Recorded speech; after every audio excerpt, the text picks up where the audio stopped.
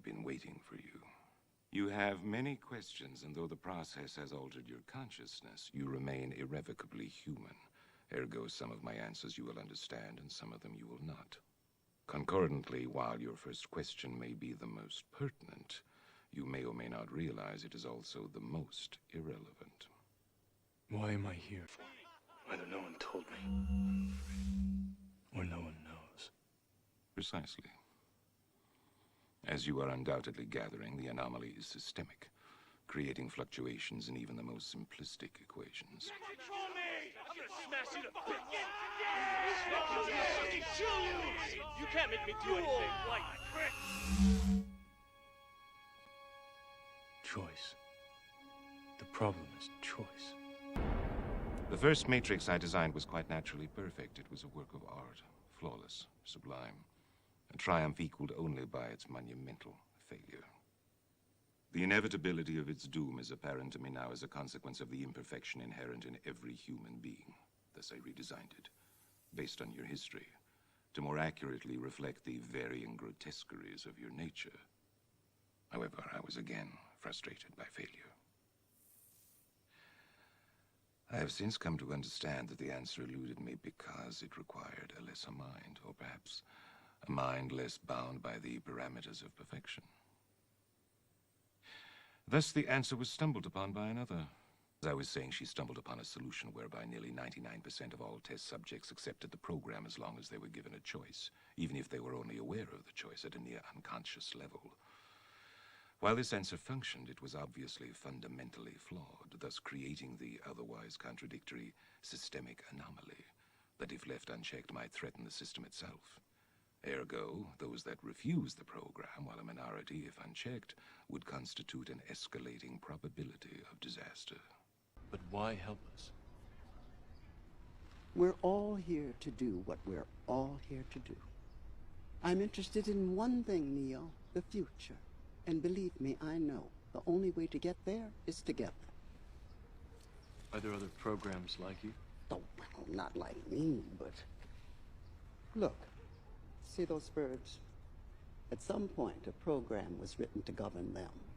A program was written to watch over the trees and the winds, sunrise and sunset. There are programs running all over the place. The ones doing their job, doing what they were meant to do, are invisible. You'd never even know they were here. But the other ones, well, you hear about them all the time. I've never heard of them. Of course you have. Every time you've heard someone say they saw a ghost or an angel. Every story you've ever heard about vampires, werewolves, or aliens is the system assimilating some program that's doing something they're not supposed to be doing. Programs hacking programs. Why? The themes of free will and fate are continually woven throughout the Dune saga as it unfolds. Through the development of the ability to see into the future through the use of the drug spice melange, it becomes clear to individuals who wield supreme prescience that mankind is headed for absolute destruction. This destruction can only be avoided by manipulating events to ensure one possible future, which would ultimately spare humanity from this fate. This future comes to be known as the Golden Path, and as the main characters of Frank Herbert's story discover it, they must contend with the drastic steps that need to be taken to walk this golden path in order to ensure the long-term survival of the human race. As the story of Dune unfolds, it is revealed that Paul Atreides is the Kwisatz Haderach, and that he wields supreme prescience and through his other training is able to identify various threads of possible futures and to manipulate events so that a future of his choosing comes to pass.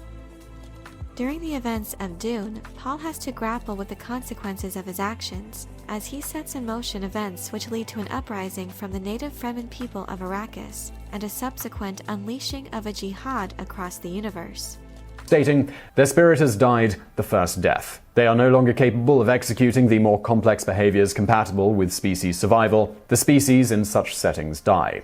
Calhoun saw his experiments as a warning bell for humanity, with his belief being that overpopulation would inevitably lead to social collapse and thus the extinction of the human race. That said, what's often lost in Calhoun's work is what came after, in which he continued to research and tweak environmental variables to try and find ways to keep the mice from going down the extinction path, even as the population density grew. And, in fact, he had some success at this. For instance, in one case, via simply encouraging creativity in certain mice by various means. Giving them a sort of purpose here, it actually worked, with the creative mice continuing to thrive well beyond what would have otherwise been expected from the previous experiments. In the